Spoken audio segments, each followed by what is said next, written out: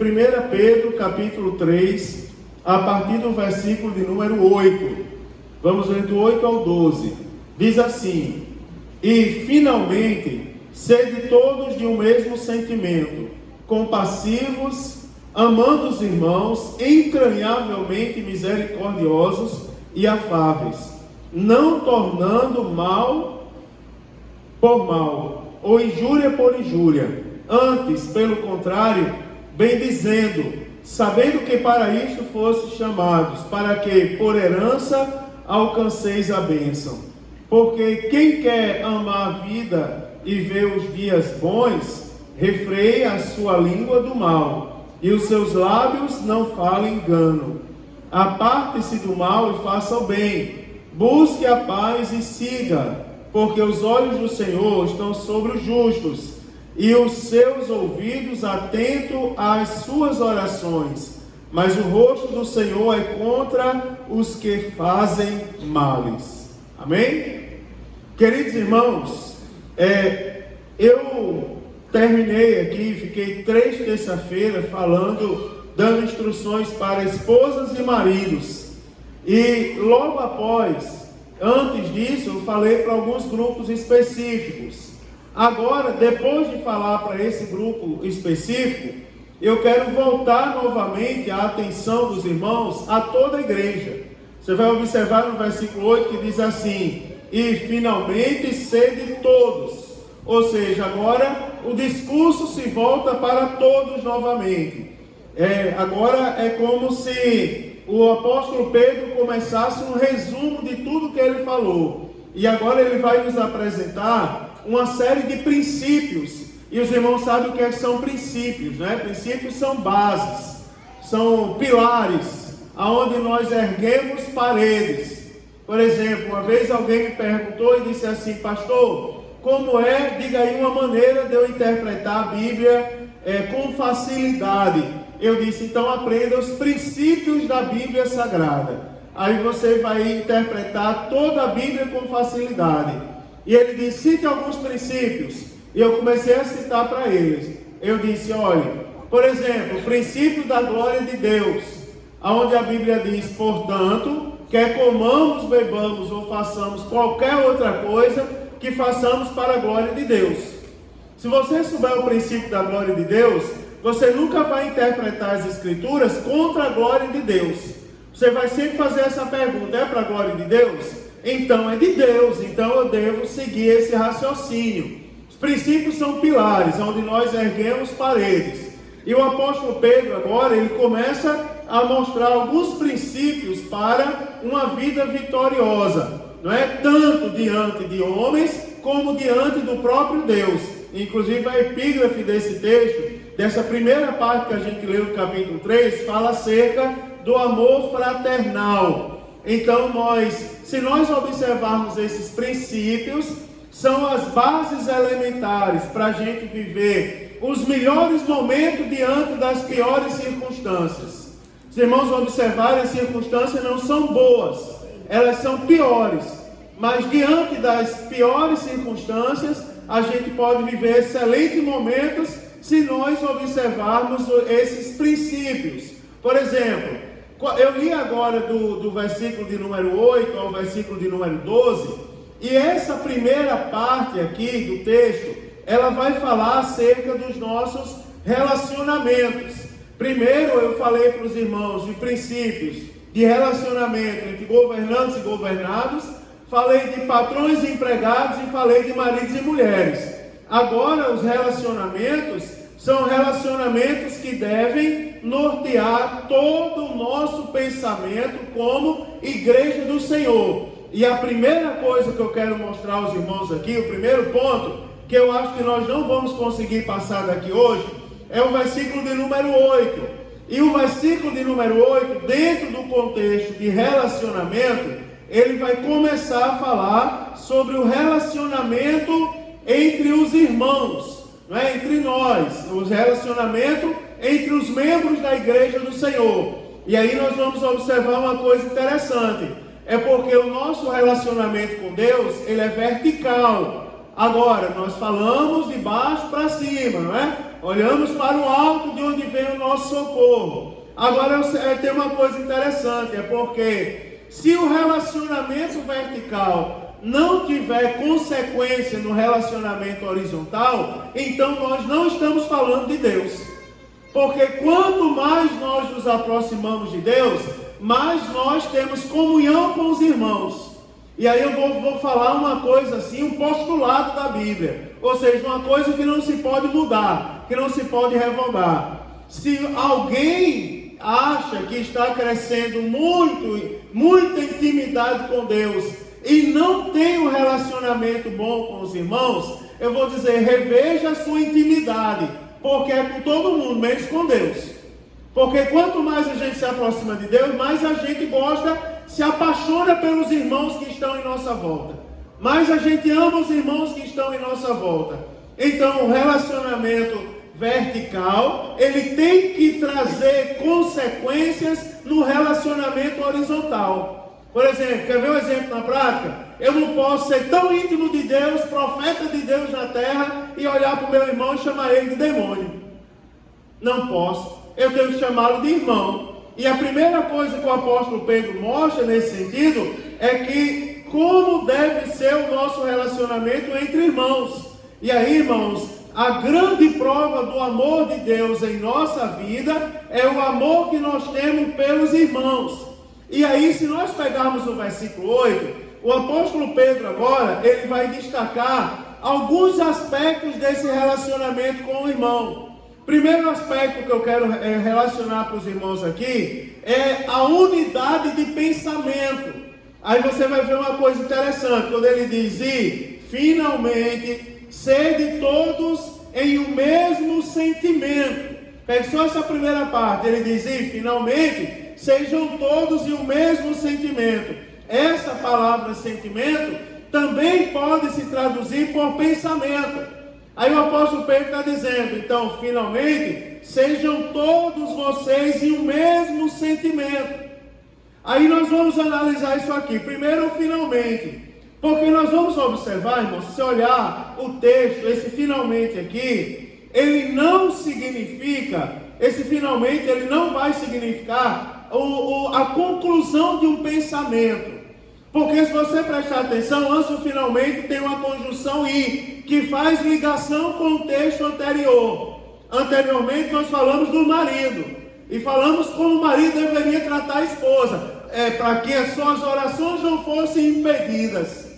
Não é? E aí o apóstolo Pedro, continuando esse discurso, ele diz, e finalmente, ou seja, chegando ao ápice do seu pensamento. Ele não está concluindo o seu pensamento. É como se ele dissesse, chegando onde eu queria chegar. Não é? E aí, finalmente, eu quero dizer para vocês o seguinte, tenham o mesmo pensamento. Não é? É o clímax do argumento dele. Tem o mesmo pensamento. Agora, toda a lei vai se resumir no amor. Não é, irmãos? Também os relacionamentos humanos se cumprem no amor um para com o outro. E aqui eu vou ter uma coisa interessante. A palavra grega aqui de sentimento para sentimento, ou relacionamento, não é? Ou pensamento, digamos assim, é homofronés. Não é que aqui é a única vez que vai aparecer no Novo Testamento. Em todo o Novo Testamento é a única vez que essa palavra é usada. E a ideia dessa palavra é unanimidade. E aqui, irmãos, eu quero falar uma coisa para você. Que unidade não é a mesma coisa que uniformidade. Porque nós somos um corpo. Preste atenção no que eu estou dizendo. Você já viu um corpo composto só de coração? Já viu um corpo que é só coração, só tem coração? Meu Deus, eu estou olhando para o Marcos ali, só tem coração. Ele não tem pulmão não. Não respira não, é só coração. Não tem estômago, ele não come. Não é só pulsa sangue no corpo dele, não é possível. Todo corpo tem que ser composto por vários órgãos. Você observa que os órgãos não são uniformes. Eles são diferentes. Eles têm função diferente. Agora tem uma coisa interessante no corpo. É porque o corpo não concorre.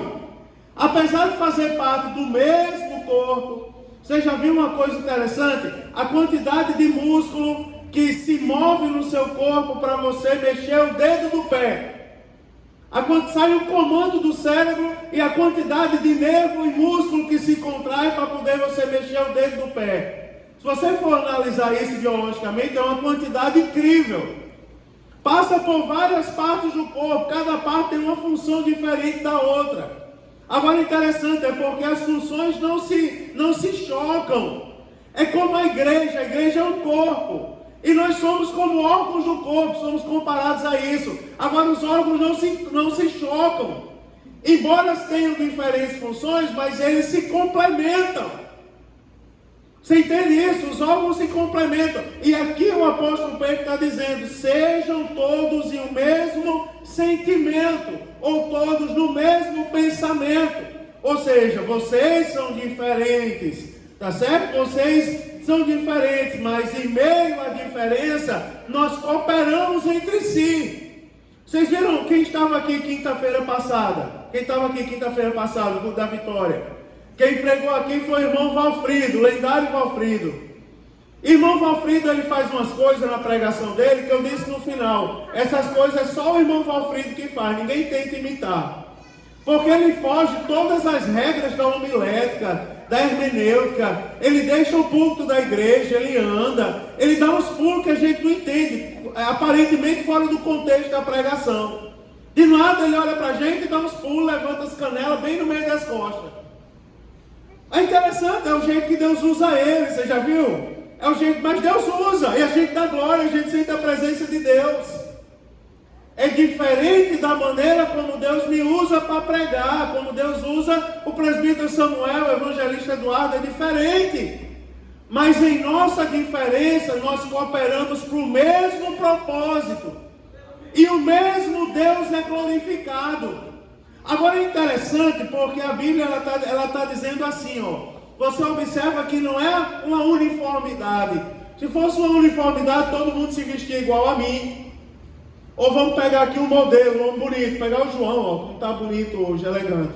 Todo mundo se vestia como João. Não é uniforme, né? É para vestir todo mundo igual, todo mundo seria como ele, deixaria a franja crescer. Todo mundo do mesmo maneira, mas não é. Nós somos diferentes. O que nos une aqui é o pensamento, irmão, e a base da nossa unidade está em nossas mãos, é a Bíblia.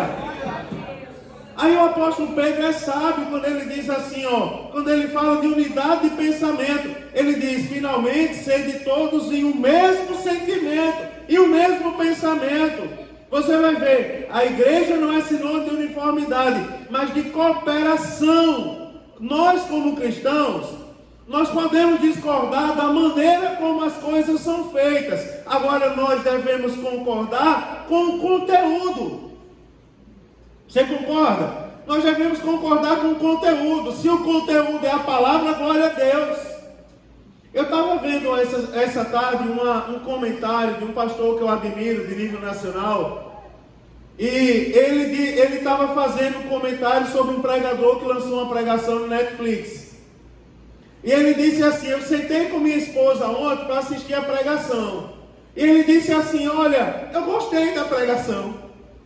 Eu gostei da pregação cristocêntrica.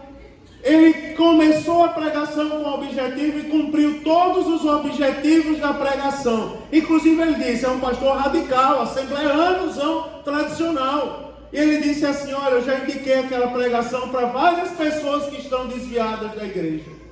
Só observa uma coisa que a gente não concorda, a maneira como aquele rapaz pregou lá no Netflix. É uma maneira que muita gente não concorda, é uma maneira diferente, mas o conteúdo conduz a Deus. Não é interessante isso?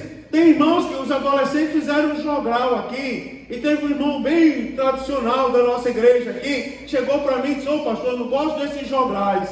Mas quando os meninos terminaram de apresentar o jogral, foi uns 20 minutos de glória aqui, a glória de Deus caiu.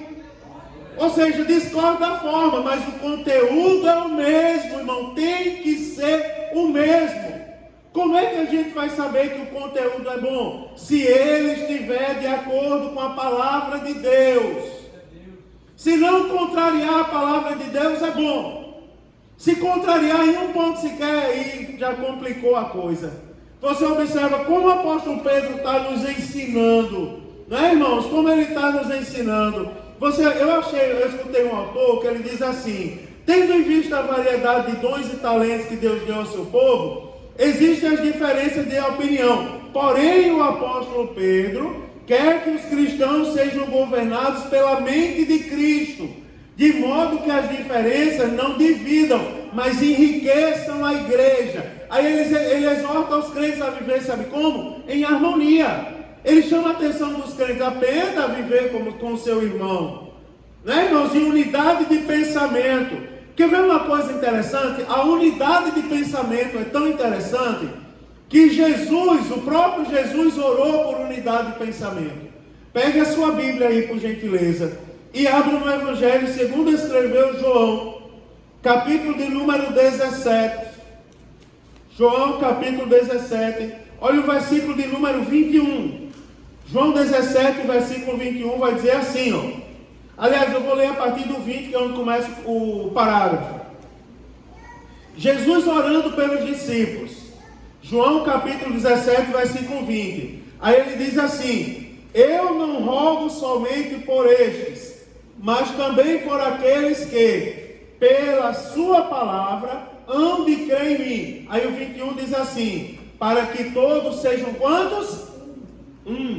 Para que todos sejam um. Aí ele diz assim: como tu, ó Pai, o és em mim e eu em ti, que também eles sejam um em nós, para que o mundo creia que tu me enviaste.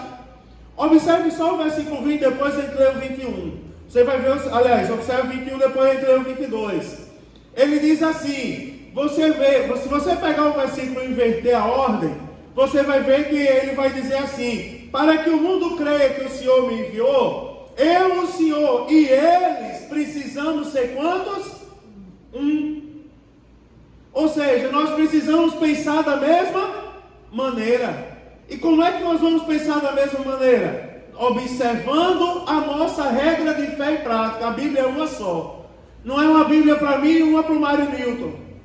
Não é uma Bíblia para mim e uma para o Gustavo. Não, é uma Bíblia só para todo mundo. Aí ele diz, para que o mundo olhe para a gente e creia que Jesus Cristo é Filho de Deus e Deus enviou Ele, nós precisamos andar em unidade de pensamento. Agora Jesus está orando aqui. Ele está pedindo a Deus que isso se cumpra. Aí o versículo 22 vai dizer: e eu dei-lhes a glória que a mim me deste, para que sejam um, como nós somos um. Preste atenção aqui como é interessante. Tudo que nós recebemos de Deus é para nós vivermos em unidade. Você observando a Bíblia Sagrada, Jonathan, será que é possível alguém receber um dom de Deus para ser diferente de todo mundo? Já pensou? Deus me usou e eu orei, Jesus curou alguém. Agora eu sou o espantalho. Não é? O espantalho. Ninguém chega perto de mim porque eu sou especial. Sou diferente de todo mundo. Ninguém tem condições de chegar aos meus pés. Porque eu orei e Jesus curou. Então eu sou o bam. Será que é isso que a Bíblia diz? Não. Um dos sinais de que a coisa é de Deus é porque ela gera o quê? Unidade. Se não tiver unidade, não é de Deus.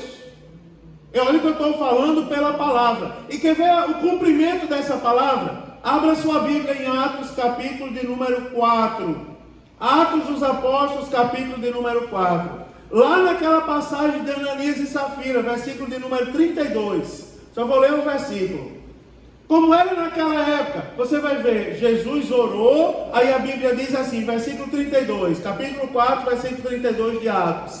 Vai dizer a Bíblia Sagrada: e era o coração e a alma da multidão dos que criam. Você preste bem atenção.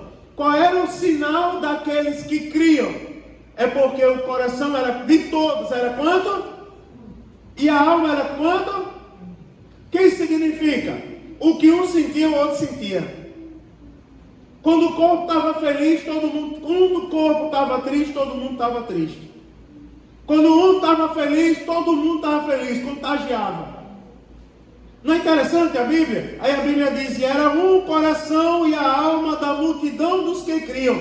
E ninguém dizia que coisa alguma do que possuía era sua própria, mas todas as coisas lhes eram comuns. Você observa, aqui está falando de unidade. E aí a gente vê, qual foi o pecado de Ananias e Safira dentro desse contexto? É porque eles tentaram quebrar a unidade. E aí a gente vai ver a seriedade da unidade que o apóstolo Pedro está pregando. Quem prega dissensão corre perigo de morte. Não é sério isso, irmão? Você vai ver, a gente está num culto como esse. Vamos fazer uma oração, vamos orar pelos enfermos. Vamos ficar todo mundo de pé. Aí alguém cruza os braços e diz: eu vou ficar sentado. Que nem o Buda. Mas não vamos orar pelos enfermos. Oh, meu irmão, olha como a palavra transforma a gente. Jesus está falando, né, irmão, por meio da palavra, unidade. Todos têm que andar em unidade de pensamento. Tem irmãos nossos enfermos, irmão. Então vamos clamar para Jesus curar. Ninguém pode ficar, não é, acomodado sabendo que tem pessoas com risco de morte em nosso meio. Você vai ver a unidade de pensamento que a Bíblia Sagrada está falando. Tem uma coisa que eu estou preocupado, é com uns falsos profetas que estão andando na casa de alguns irmãos. Você observa, alguém aceita Jesus, a gente vai lá, anota o nome, mãe Iraci liga, eu ligo, ela visita com o grupo familiar, traz, você vai ver que é uma coisa bonita. Já domingo aconteceu, no meio do culto chega para mim a mensagem: fulana veio para o culto aceitar Jesus. Daí a gente faz aquela festa da glória a Deus, no outro dia a gente liga e visita e aquele negócio todo. Você sabia que tem uns profetas andando na casa do povo e falando o contrário do que a gente fala na igreja?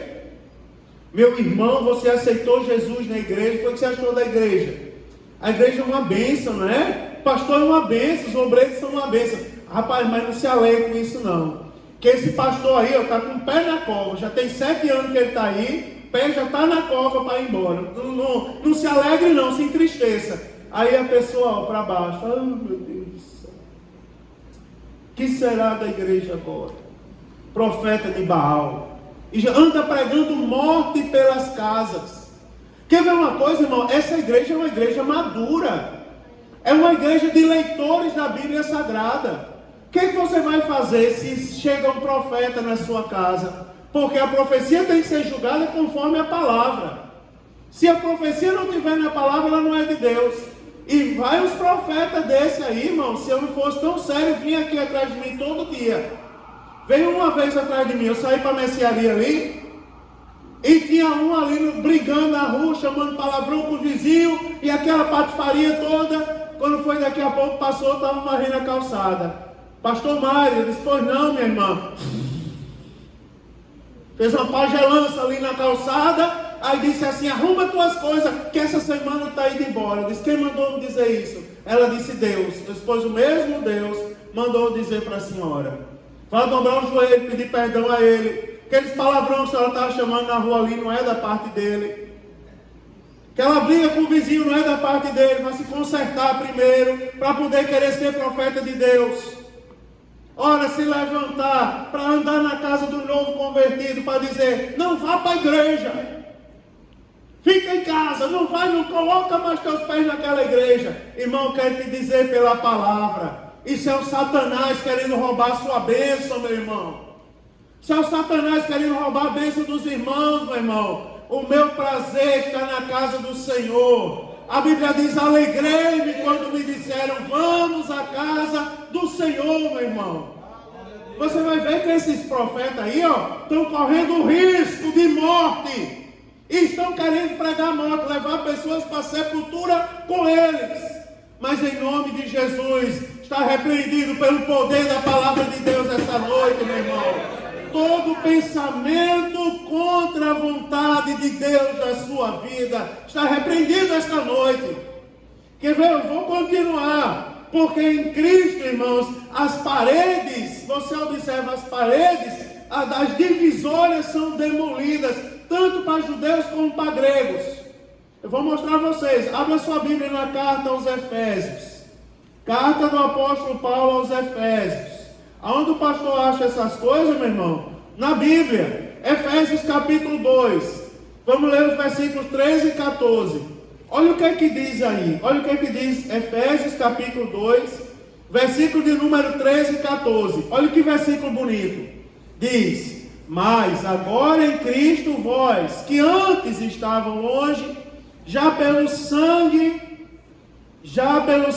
de Cristo chegastes perto. Vou repetir. Mas agora em Cristo Jesus, vós que antes estavais longe, já pelo sangue de Jesus chegasse perto.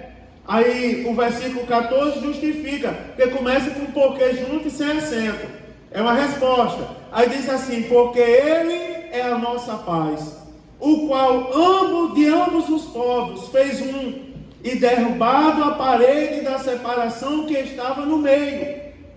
Você presta atenção numa coisa interessante, irmãos. Presta atenção numa coisa interessante. Se você ler o versículo 15, vai dizer: na carne desfez a inimizade, isto é, a lei dos mandamentos. Você vai ver o que é que fala aqui. Aqui está falando de gentios e de judeus, que agora são unidos a Deus através de Jesus Cristo, do sacrifício de Cristo. Entre nós aqui, se havia alguma barreira, essa noite, pelo poder da palavra, está sendo derrubada. A igreja não pertence a um grupo de pessoas. A igreja é formada por todos aqueles que aceitaram o convite de Cristo para saírem para fora do mundo para adorar Ele em espírito e em verdade. Tem um grupo que manda. Eu dirigi uma igreja que eram duas facções criminosas. Quando eu cheguei, o lado esquerdo com raiva do direito, brigavam, trocavam faca. Era coisa séria, era briga de faca. E uma parte do ministério veio falar comigo, Eduardo: pastor, quem é que o senhor vai chamar para o ministério? Porque chamar alguém daquela família, a gente tudinho sai, nós tudinho sai. Foi essa linguagem. Aí o outro, porém, veio: se chamar alguém daquela família, nós tudinho sai. Aí eu me irritei: você quer saber uma coisa? Sai todo mundo daqui do ministério, sai. Tem nenhum mais aqui. Eu não fiz isso? Fiz. Sai todo mundo daqui, vou fazer a obra sozinho, não preciso de vocês não. Porque se não tiver unidade, Deus não derrama poder. E ficou, eu orei por aquele negócio, mas era uma coisa feia. Um não botava o pé no território do outro. Aí Deus fez a obra. Um rapaz de uma família se apaixonou pela moça da outra família. Aí pronto, começaram a se encontrar os dois. Aí veio uma parte da família do lado, da parte do outro. O que é que a gente faz? Abençoe eles dois, rapaz. Vocês vão abençoar um casal de jovens que estão na igreja, servindo a Deus. Vocês estão com essa patifaria de briga aí, rapaz. O que é que aconteceu, meu irmão? Casal, fui lá, fiz o noivado, depois fiz o casamento do casal, não é? E a barreira foi quebrada em nome de Jesus. Daqui a pouco estava uma família dando carona para o outro. Aí um veio falar comigo, se tremendo todo: pastor, agora que fizemos as pazes, a gente pode voltar para o ministério? Claro, agora fizeram a paz e não. Agora aceitaram Jesus como Senhor e Salvador da vida de vocês, rapaz. Porque divisão é coisa de quem não tem Deus na vida. É verdade. Se você vir alguém que está pregando divisão, diz: rapaz, aceite Jesus como Senhor e Salvador da sua vida. Porque o céu para onde a gente vai é um só, meu irmão. É um céu só, não tem dois céus não, nenhum lote para ninguém não. Aqui é a família Pereira, aqui é a família Araújo, aqui é a família Silva, aqui é a família não sei o que, conversa é essa? No céu não entra pecado, fadiga, tristeza, nem dor. E se eu fosse o autor do hino, eu dizia: não entra patifaria, não entra mixaria, não entra divisão. Não é, irmão? Tudo tem que andar em unidade de pensamento. É verdade, eu vou falar essas coisas, disse a vocês. Quem mandou me animar de novo? Que eu vou dizer, meu irmão. Os cristãos devem manter. Quer ver? A gente está em Efésios. Vira aí no capítulo número 4. Efésios 4. Versículo de número 3 diz assim, ó. Efésios 4, 3. Fala da unidade da fé. Diz: procurando agradar a unidade do Espírito pelo vínculo da paz. Aí o versículo 4 diz assim. Versículo 4. Há quantos corpos? Há um só, um corpo. Você observa, nós fazemos parte de quantos corpos? Um corpo. Aí diz a Bíblia: há um só corpo e um só Espírito. Espírito com E maiúsculo. Tem um Espírito Santo para mim e outro para aquele lado da igreja? Tem? E irmãos, olha, olhe para mim, eu estou ensinando os irmãos a serem crentes. É a minha função, eu sou o pastor da igreja. Se tem alguém aqui que tem aquela cabeça ainda partidarista, como é a cabeça partidarista? Se for da minha família, eu participo. Eu acho que não tem, por isso que eu vou falar. Se tivesse, quando não tem receio de falar, né? Quando tem. Mas já que não tem, eu vou vacinar, pronto. Vamos para o culto, porque o culto é dirigido pela nossa família. Vamos para o departamento, vamos dar uma força para a nossa família. É porque você ainda não está em unidade de pensamento. Você pensa que tem um Espírito Santo para a sua família e um para a igreja, o resto da igreja. Não é. É um só corpo. É um só Espírito. Olha como a Bíblia é forte, ela choca a gente, não é? Por exemplo, vamos lá, se Jonas for cantar o grandão da Galileia, a gente dá glória. Agora se vamos botar o Mala para cantar, ai Jesus amado, misericórdia. Quem te chamou o Mala para cantar? Olha o nome, o Mala. Né? Depois antes que ele tivesse ficado calado. Não, Mala a gente dá glória não, só dá se for para Jonas, meu irmão. A glória não é para Jonas, meu irmão. A glória não é para o Mala, meu irmão. A glória não é para o Mário. Né? A glória não é para o João, a glória é para Jesus, meu irmão. É um só Espírito. Aí o texto vai nos ensinar, olha como o texto nos ensina. Esse A aqui, A com H e um acento, é o verbo haver no sentido de existir. É o mesmo que o verbo existir. Então a gente pode traduzir aqui, ó. Existe um só corpo e um só Espírito, como também fostes chamados em uma só esperança da vossa vocação. Um só Senhor, uma só fé, um só batismo, um só Deus e Pai de todos, o qual é sobre todos e por todos e em todos. Quantos tem, irmãos? Um. Eu estou falando de unidade de pensamento. Nós temos que andar em unidade de pensamento. A temática que eu estou falando aqui agora são os nossos relacionamentos. Primeiro, eu estou mostrando na Bíblia. Andar em unidade de pensamento. Segundo, eu falei que eu não ia chegar, na verdade eu vou nem terminar o versículo 8. Voltando a 2 Pedro, versículo 8, porque diz assim, primeiro ponto que a gente identificou aqui. 1 Pedro 3 e 8. E finalmente sede todos os mesmos sentimentos, que eu mostrei para vocês, que é o mesmo que pensamento. Aí tem uma vírgula. Mesmo sentimento, aí a segunda palavra é compassivos. Compassivos aqui, irmãos, se traduz como a mesma coisa que compadecidos. Compassivo é o mesmo que ser compadecido, ou ter compaixão. Então você vai observar aqui, ó, compaixão. O que é compaixão? Compaixão, irmão, é ver a vida com os olhos de outro. É sentir as dores de outro, latejando debaixo da sua própria pele. Não é, irmão? É mais do que estar do lado do outro. Ter compaixão é estar dentro do outro. Você observa quando os personagens da Bíblia chegaram para Jesus e diziam: Senhor, tem compaixão de mim. Porque ninguém pode sentir as nossas dores. Agora Jesus pode. Agora em Cristo nós somos quantos? Então nós temos que procurar ser compassivos. O que é compassivo? É entender, irmão, o lado do outro. Se coloque na posição do outro. Você concorda comigo que se a gente fosse tentar sentir as dores do outro, muita coisa não aconteceria? Muito julgamento precipitado, pré-julgamento, não é? Muita coisa não acontecia. Tem um irmão, eu cresci, eu alcancei a época da igreja. Muitos que estão aqui, apesar de ter mais idade que eu, não alcançaram. Mas eu alcancei a época que o povo era disciplinado por usos e costumes. E eu vi uma vez uma pessoa ser disciplinada porque usava barba grande. Aí eu fui falar com ele e disse: rapaz, o que é que custa tu cortar a barba? Aí ele disse assim: é porque eu tenho uma alergia. Naquela época não tinha Presto Barba 3 em 1, né? Porque tem 3 lâminas. Aquelas coisas modernas de hoje. Era na Gillette, zona. Não é? Era lâmina, zona, Gillette no negócio. Que acabava de fazer a barba, ficava com o rosto ensanguentado.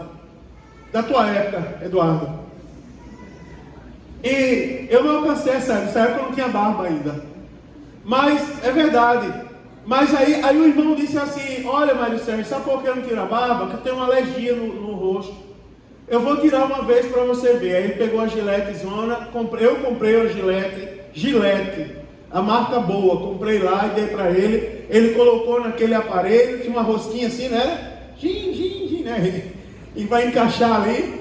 E ele pegou e fez a barba na minha frente. Quando acabou de fazer, o rosto dele inchou, assim, ficou a coisa mais feia do mundo. Ele disse: é porque eu tenho uma alergia à lâmina. Quando passa lâmina, qualquer que seja, acontece isso no meu rosto, uma coisa assim, completamente desfigurada. E eu fui explicar para o líder. Eu fui dizer: sabe por que ele não tira a barba? Que ele tirou na minha frente, ele está lá desfigurado. Não, aqui não entra. Eu estou dando esse exemplo, mas quantas coisas não já foram pré-julgadas? E quantas pessoas prejudicadas por causa do pré-julgamento? Né, irmãos? Cuidado. Eu chamo os irmãos e digo assim, ó, eu dirigi uma igreja que os pais, praticamente 100% dos pais eram contra os adolescentes virem para a igreja. O bairro era contra. Porque os pastores que me antecederam fizeram coisa errada na igreja. E o bairro criou uma aversão à igreja. E uma das minhas missões, que não foi fácil, foi convencer aquele povo que a igreja era uma coisa boa. E foi interessante porque os meninos vinham, as meninas, as moças principalmente, vinham para a igreja com roupas que não são roupas tradicionais nossas. Vinham de short mesmo e corriam para a casa da líder. Lembra? A gente juntava roupa, né? E dava para a líder, que era para as moças irem lá, as menininhas, as adolescentes irem para a casa delas, mudar a roupa para vir para a igreja. Porque os pais diziam: vamos para a igreja, mas a gente não compra a roupa. Porque para a gente vocês não podem ir para a igreja. Eram muitos adolescentes, tudo com esse pensamento. Aí um dia um obreiro olhou para mim e disse assim: pastor, tem que cuidar com essas moças aí. Eu disse: por quê? Ele disse: as adolescentes, viu o shortinho que elas estão passando aí na frente da igreja? Tudo mostrando as pernas e mostrando o corpo, e eu calado olhando para ele nos olhos. Porque o pastor sabe algumas coisas que a pessoa não sabe, né? Aí eu disse assim: rapaz, aí ele disse: o que é que o pastor me diz? Eu só posso dizer? Aí ele disse: pode. Olhe, posso dizer, pode, você não vai ficar com raiva de mim não? Ele disse: não, só vou falar. Então eu vou dizer: se ajoelha aqui que eu vou orar por você. Aí ele regalou os olhos para mim: eu vou orar para Jesus tirar todo o pensamento mal do seu coração, para Jesus ungir os seus olhos, porque você não sabe, rapaz, você não tem compaixão por essas meninas. Você sabe o que acontece com elas? É interessante que elas vestem com uma roupa inadequada, mas daqui a pouco está tudo na igreja louvando. Você não prestou atenção nisso? Aí ele disse: não. Eu disse: sim, sabe por quê? Porque quem está olhando na verdade para as pernas dela é você, rapaz. Quem precisa se converter é você, rapaz. Podendo ser um pouquinho compassivo com elas, aí está olhando para as pernas das meninas e olhando para o corpo das meninas. Sabe por que elas descem o morro com roupa inadequada? Porque os pais não querem nem que elas venham na igreja. E não querem comprar roupa para elas virem na igreja. Elas vão ali, naquela casa de frente, trocam a roupa e vêm para a igreja. Acaba o culto, vão lá, devolve a roupa, porque se chegar em casa com roupa de crente é uma confusão em casa. Vocês acreditam que eu já dirigi a igreja assim? Agora, os olhos maldosos não eram compassivos. E a falta de compaixão, ela mata, irmãos. São olhos que matam. Aí o apóstolo Pedro, quando ele fala do amor fraternal, ele diz assim: tenham o mesmo pensamento e sejam compassivos. Antes de julgar, se coloque no lugar do irmão e procure sentir a dor dele. Identificar o que ele está passando. É forte, Brasil, não é, irmãos? Cadê Mateus? Não está ali para dizer isso. Mas é a verdade, irmãos, é a palavra sendo ensinada. Você observa o quanto isso melhora o nosso relacionamento com o próximo. Eu estou dizendo que eu vou admitir pecado. Eu estou dizendo que antes do julgamento, seja compassivo. Para você não matar, para a gente não matar. Não é? Diga aí o discipulado, irmã Iraci. Como a gente não luta contra isso. Não é? Aqui e ali chega um caso que a gente se coloca no lugar e a gente entende exatamente o porquê das coisas. Aí, irmãos, a Bíblia está dizendo, ó, 1 Coríntios, capítulo 12, versículo 26. Abra aí sua Bíblia, eu vou ler só esse versículo. 1 Coríntios, capítulo 12, versículo de número 26. Vai dizer assim a Bíblia Sagrada. 1 Coríntios 12, 26 diz assim: de maneira que, se um membro padece, todos os membros, cadê? Todos os membros padecem com ele. E se um membro é honrado, todos os membros se regozijam com ele. Olha o que a Bíblia Sagrada está dizendo. Quando o apóstolo Paulo escreve aos Coríntios, e ele fala da unidade dos membros do corpo.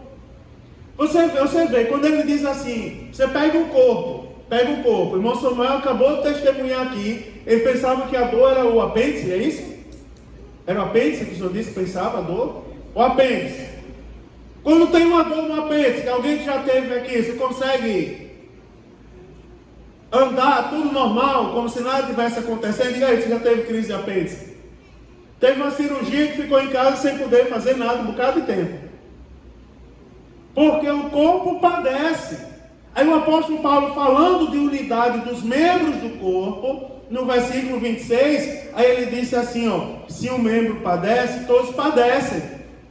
Aí ele diz, porém, se um membro é honrado, todos são honrados. Não é, irmãos? Todos são os membros se regozijam com ele. Ou seja, nós temos que ser compassivos, sabe por quê? Quando nós matamos um irmão, na verdade, todo o corpo sofre. Muda o clima do culto. Sabe por que o nosso culto deve ser baseado pela palavra? Porque a palavra não mata, a palavra dá vida. Aleluia. Você já quer conhecer uma pessoa que não lê a Bíblia? Coloque ela para pregar sem ler a Bíblia. Ela só bate nas pessoas. Só acha pecado. Jesus hoje vai revelar pecado. É porque nunca leu a Bíblia. Porque quando prega a Bíblia, por mais dura seja a palavra, ela gera vida. Você observa, essa palavra não é fácil pregar, irmãos. Já viu alguém pregando isso aí em congresso grande para obter sucesso? Prega não. Mas diga uma coisa, quem é que está sendo morto aqui por essa palavra? Ninguém, irmãos. O que está sendo morto aqui é a velha natureza, que anda em conformidade com o pecado. Mas a novo homem, a nova criatura que é guiado pelo Espírito, ele aprende. Nós andamos em unidade de pensamento. Nós andamos agora em compaixão. E agora eu vou terminar, porque está chegando a hora, só dá tempo de falar mais um ponto. Porque diz assim, o mesmo versículo 8. Deixa eu voltar lá. 1 Pedro 3 e 8. Vai dizer assim, finalmente sede todos de um mesmo sentimento, compassivo, e a Bíblia diz, amando os irmãos. Você vai observar uma coisa interessante aqui. Que nós não amamos os irmãos por causa das virtudes deles. Isso aqui é interessante. Se a gente amasse os irmãos que têm virtude só por causa das virtudes dele, nós só amaríamos aqueles que aparecem. Está cheio de irmãos talentosos em vários sentidos que não aparecem. Por sinal, os mais talentosos, o que eles menos fazem aparecer. Você já viu os meninos aí, os jovens que estão aqui hoje, os adolescentes? Você já viu que o melhor aluno da classe de vocês, da escola, é aquele que não aparece? Melhor aluno, ninguém diz nunca que ele é o melhor aluno. Você olha na rua, não diz nunca que ele é o melhor aluno. Porque ele não aparece. Tem irmãos na igreja que é o seguinte, ele dificilmente tem oportunidade para falar. Às vezes passa anos sem ter oportunidade. Mas ele está lá no cantinho dele, intercedendo por todo mundo da igreja. Eu observo os irmãozinhos que às vezes está sentado e faz assim, olha para trás. Procura alguém. Cadê o Jorley? Que não veio hoje. Vou orar pelo Jorley. Fecha os olhos e ora. Ninguém sabe que ele está orando por ele. Você vai observar que isso é a igreja. Nós não amamos os irmãos, por causa dos méritos dele. Nós amamos os irmãos apesar dos deméritos. Entenda isso, nós não amamos por causa das virtudes. Nós amamos ele apesar dele ser uma pessoa defeituosa. Você está entendendo como é o amor da igreja? Apesar dele ter defeito, mas ele é meu irmão, rapaz. Não é? Tinha um irmão, de uma igreja que eu dirigi, que ele era o dono da bateria. Ele era o dono da bateria. Ninguém encostava na bateria, a bateria era dele.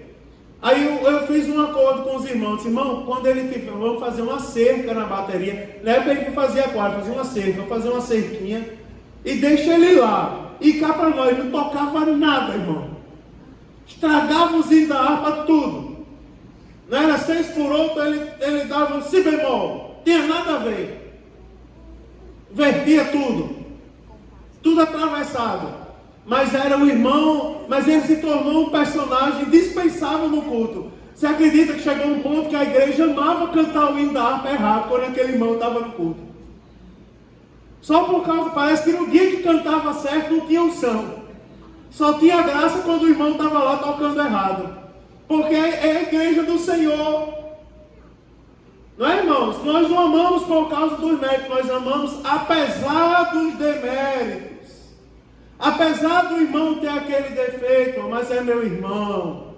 Né? Uma vez eu brinquei, ela está ali. Uma vez eu brinquei e disse assim: quem mais tem coragem de chamar a minha atenção se não for a nossa irmã Luciene? Quem mais tem coragem de chamar a atenção do Mário Sérgio? Não é assim, é assim. Né? Se não for a irmã Luciene. Mas isso é só ela, não é, irmãos? Nós amamos, apesar dela ser assim, é nossa irmã, meu irmão. E aí eu estou falando da irmã Luciene, mas eu podia citar a diretora. Domingo o irmão pregou e disse: pastor, eu estava nervoso. Meu Deus, eu esqueci tudo que eu li. Ainda mais eu olhei a diretora na minha frente esperando uma palavra. Eu digo: rapaz, é difícil, eu também sei, eu ignoro ela toda hora. Eu olho assim por cima, não é para não perceber que ela está ali com os olhos verdes olhando para mim. Mas eu amo a diretora, apesar dos deméritos, né, irmãos? E é recíproco, ela também comigo é a mesma coisa. Não é verdade, queridos? Aprenda isso aí. Terceira coisa é o amor fraternal. Quando a Bíblia diz assim, ó, amando os irmãos. Amando os irmãos. Você observa que a figura que mais identifica a igreja nas Escrituras é a família. A igreja é uma família. A igreja tem que ser uma família, senão ela não é família, senão ela não é a igreja de Deus. Não é por isso que nós somos irmãos. Irmão, tem alguém aqui que tem dificuldade de chamar o outro irmão? Irmão Paulo, irmã Antônia, né? Irmão Michel, irmã Fernanda, irmã Julice. Tem alguém aqui que tem dificuldade de chamar o irmão de irmão? Se tem, irmão, hoje a palavra está falando com você. Esse homem que está aqui do meu lado, ó, não é o Irimá não, é o irmão Irimá, meu irmão. É verdade. Né, irmão? Aquele irmão está lá atrás, não é o Lucas não. Porque quando eu chamo Lucas de Lucas, parece até que eu estou desmerecendo ele. Você observou? Se eu chamar o Lucas de Lucas, irmão Gustavo e Lucas. Parece assim, não, Gustavo é meu irmão, Lucas é desgarrado. Né? Ninguém sabe quem é o pai dele e a mãe, não. É o irmão Gustavo e o irmão Lucas também. É filho do mesmo pai, tem direito à mesma herança, vai morar no mesmo céu. Não é, irmão? Verdade. Guarde isso no seu coração. Porque o inimigo nesses dias ele está pregando o contrário. Ele está dizendo que a igreja não vale a pena. Vai dar atenção à tua família e deixa a igreja para lá. Estou dizendo que é para deixar de dar atenção à família. Agora, se não está conseguindo em casa, vem para a igreja, meu irmão. Porque aqui está a solução. Foi aqui que você aceitou Jesus. É aqui que você é ensinado segundo a palavra. É aqui que nós sentimos a presença do Espírito Santo de Deus, meu irmão. Que é a tua família. Você acredita que eu já ouvi pessoas dizerem assim, eu vou terminar aqui, mas eu já ouvi pessoas dizendo bem assim, ó, que os meus melhores amigos não estão na igreja, estão no mundo. Um dia é desviado, desengrejado. Meus melhores amigos não estão na igreja, estão no mundo, é porque você é um desviado. Meu melhor amigo estão aqui, ó, minha família está aqui, são vocês. Minha família está aqui, é onde eu me sinto bem, é no meio de vocês aqui, meu irmão. No dia que falta um, aí eu sinto falta. E digo, se aquele que está faltando estivesse perto de mim, o culto seria melhor ainda. Eu não sei se isso acontece com vocês, mas comigo acontece. Não é, irmãos? Porque em Cristo nós somos um só. E não podemos fugir dessa verdade. Não podemos fugir dessa verdade. Se nós tentarmos ser mais de um, Deus não abençoa, Deus não vem. Porque o Espírito é um só. Como é que pode ser um Espírito só, e eu acabei de falar da diretora, eu tenho raiva dela, vamos supor. Jesus repreenda isso. Mas vamos supor que eu tenha raiva dela. Não, eu tenho ódio dessa diretora, não aguento mais olhar para ela. Irmã Francineuda. Não aguento mais olhar para a irmã Francineuda. Aí o Espírito vai olhar e vai dizer assim, pronto, eu sou um só. E agora? Ele não gosta dela. Em qual coração que eu vou entrar? No dele ou no dela? Você imagina aí que seja compassivo agora com o Espírito Santo, coloca no lugar dele. Aí você vê essa disputa, tá lá, né? Um com raiva do outro, a planta com raiva da caixa de som. Aí eu sou aqui o Espírito Santo, aí eu vou olhar e vou dizer agora em que coração que eu vou entrar? No coração da planta para ela se erguer de novo? Ou no coração do som para ele se consertar? Sabe o que o Espírito vai dizer? Eu não vou entrar no coração de nenhum. Se ele quiser que se resolva aí. É que leia a palavra. E entenda que eu só posso operar se tiver unidade. Porque o Espírito não pode fazer juízo de valor. Não, eu prefiro a caixa de som, porque sem ela o som não chega até os irmãos. Não, ele não vai fazer isso. O céu é um só, meu irmão. E quando a gente for para o céu, a gente não vai com esse corpo pecador, não. Ele será transformado num corpo glorioso. Porque é todo mundo igual. Não é um grande coral, todo mundo em harmonia. Você já pegou um personagem do coral e botou para cantar só? Tinha um menino lá em Natal. João Paulo, que ele era tido como o melhor tenor da Universidade Federal. E eu uma vez fui ver um recital na escola de música da Universidade Federal e disseram, vamos ouvir o irmão fulano, é o melhor tenor, né? O homem mais condecorado aqui da nossa escola. Meu Deus, quando ele começou a cantar, eu confesso que eu fiz assim, ó. E Jesus, então eu não ouvi, porque senão vicia o nosso ouvido, não é? Já viu quando o irmão não observa a partitura correta? Ser valente. Aí a partitura nunca diz isso. A partitura diz ser valente. Aí se você não tomar cuidado, daqui a pouco você está cantando ser valente. Eu botei a mão no ouvido. Né? Você já viu? Sozinho o que acontece? Sozinho é difícil ouvir. Agora você já viu quando junta todas as vozes? Não fica uma coisa bonita, perfeita, harmoniosa? Aí dá gosto a gente ouvir. É Deus olhando para a igreja. Se tiver um só, o bam, se tiver um cancã na igreja, dói, não chega até Deus. Não sobe como um cheiro suave. Agora quando a igreja é um só, aí a Bíblia diz que ele se inclina. Aleluia. Para ouvir, não é, irmãos? Louvado seja o nome do Senhor Jesus. Deus nos abençoe, irmãos. Fala o nosso coração, transforma a nossa alma. Somos um só, meu irmão, um só. Nome de Jesus, uma pessoa só. Todos unidos no mesmo pensamento, que é a palavra de Deus. Vamos ficar de pé, irmãos? Vamos agradecer a Deus. As horas passaram, não consegui passar nem do primeiro versículo. Mas eu creio que a palavra de Deus tocou o nosso coração.